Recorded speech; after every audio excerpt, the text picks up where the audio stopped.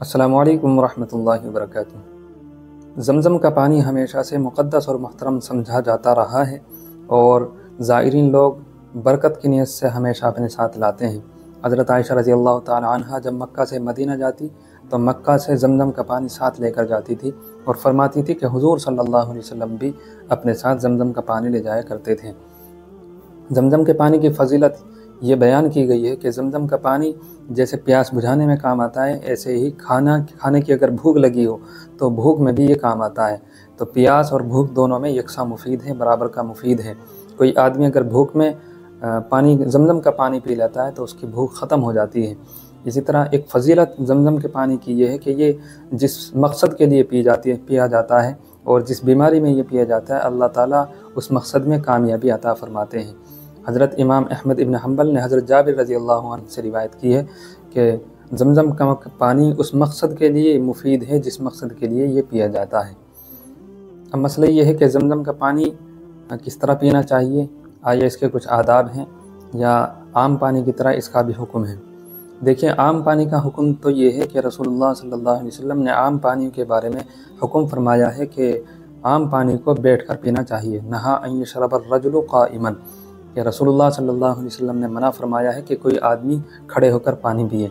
تو آپ علیہ الصلوۃ نے یہ پانی کے بارے میں حکم دیا ہے کہ جب بھی کوئی آدمی پانی پیے تو اس کو بیٹھ کر پینا چاہیے۔ لیکن زمزم کے پانی کے بارے میں آیا ہے، حضرت عبداللہ بن عباس رضی اللہ عنہ کی روایت ہے کہ رسول اللہ صلی اللہ علیہ وسلم نے کھڑے ہو کر زمزم کا پانی پیا ہے۔ اور ایک روایت حضرت عبداللہ بن عباس ہی کی ہے اور وہ مستدرک حاکم میں موجود ہے کہ ایک شخص حضرت عبداللہ بن عباس رضی اللہ عنہ کے پاس آتے ہیں اور یہ کہتے ہیں کہ میں زمزم کا پانی پی کر آیا ہوں۔ حضرت عبداللہ بن عباس ان سے پوچھتے ہیں کیا آپ نے اسی طریقے پر پانی پیا ہے جس طریقے پر رسول اللہ صلی اللہ علیہ وسلم نے بتلایا؟ تو ان صاحب نے سوال کیا کہ اس کا پینے کا کیا طریقہ ہے؟ تو حضرت عبداللہ بن عباس نے فرمایا کہ جب تم زمزم کا پانی پینے کا ارادہ کرو تو قبلے کی طرف رخ کر لو، اللہ کا نام لو اور 3 سانس میں پیو اور اس کے بعد میں اللہ کی تعریف کرو۔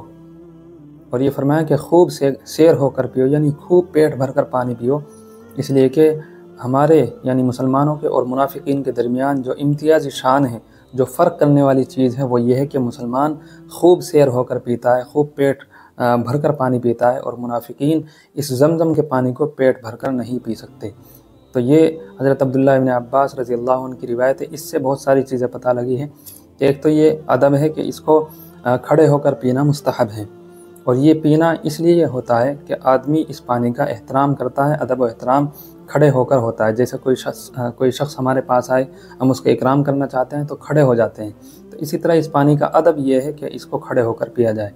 دوسری چیز، کھڑے ہو کر پینے میں آدمی زیادہ پانی پی سکتا ہے، تو چونکہ زمزم کے پانی کو خوب سیر ہو کر خوب پیٹ بھر کے پینے کا حکم ہے، تو آدمی کھڑا ہو کر اگر پیے گا تو بہت زیادہ اس کو سیر ہو کر اس کو پانی کو پیے گا۔ دوسری چیز، اس کو 3 مرتبہ یعنی 3 سانس میں ہی پینا ہے۔ بعض لوگ یہ کہتے ہیں کہ 1 سانس میں پورا پانی پی جانا ہے، یہ بات غلط ہے۔ جو عام پانی کا حکم ہے وہی اس پانی کا حکم ہے، 3 سانس میں ہی اس کو پینا چاہیے، قبلے کی طرف ہو جانا چاہیے، کھڑے ہو کر پینا یہ مستحب ہے۔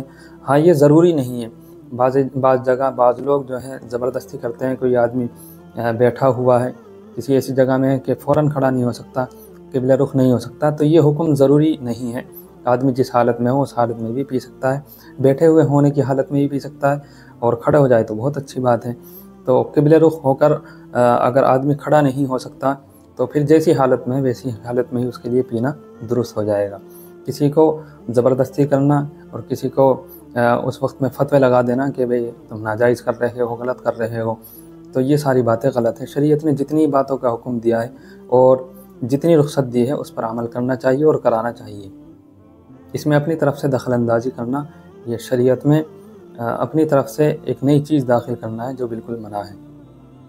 اسی طرح اگر کوئی زمزم کا پانی غیر مسلم کو دینا چاہے یا غیر مسلم ہم سے مانگ رہے ہیں تو غیر مسلم کو بھی زمزم کا پانی دے سکتے ہیں۔ اور اسی طرح اگر کوئی بیماری میں اس کو استعمال کرتا ہے یا کوئی مانگتا ہے بیماری میں استعمال کرنے کے لیے تو یہ بھی جائز ہے۔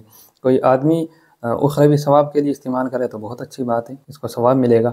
اور اسی طرح اگر کوئی آدمی زمزم کا پانی برکت کے لیے اپنے چہرے پر ملتا ہے، اپنے بدن پر ملتا ہے تو کوئی حرج نہیں ہے۔ زمزم کے پانی سے کوئی آدمی اگر ناپاک ہو جاتا ہے، کوئی آدمی بے وضو ہے اور وہ وضو کرنا چاہتا ہے یا وہ غسل کرنا چاہتا ہے ناپاکی کا، تو اس صورت میں غسل کرنا اور وضو کرنا یہ مکروہ ہے۔ ایسے آدمی کو غسل اور وضو نہیں کرنا چاہیے۔ اگر آدمی پہلے سے باوضو ہو تو باوضو کو برکت کے لیے دوبارہ وضو کرنا درست ہے، چونکہ وہ ناپاکی کا وضو نہیں کر رہا ہے، وہ تو برکت حاصل کرنے کے لیے وضو کر رہا ہے۔ اسی طرح کوئی آدمی اپنے چہرے پر ملتا ہے، اپنے بدن پر ملتا ہے، تو یہ بھی جائز ہے۔ تو دنیاوی مقاصد میں اگر کوئی آدمی ناپاکی کو دور کرنے کے لیے، نجاست کو دھونے کے لیے زمزم کا پانی استعمال کرتا ہے تو یہ مکروہ ہے۔ اگر بالکل پانی نہیں ہے اور اس کو غسل کی حاجت ہو گئی، صرف زمزم کا پانی ہے، تو پھر آخری درجے میں اس پانی سے غسل کرنے کی گنجائش ہے۔